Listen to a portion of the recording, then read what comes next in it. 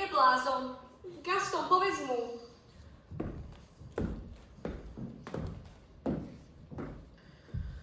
Bel, ty vieš, aký som oddaný tvojej rodine, ale tvoj otec tvrdí samé nezmyselné veci. Tu je Francia, nikdy nikomu to nezabrala kosť.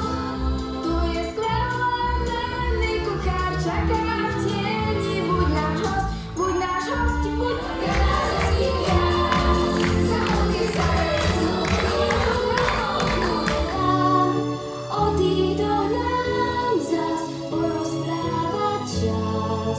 Kráska zviera.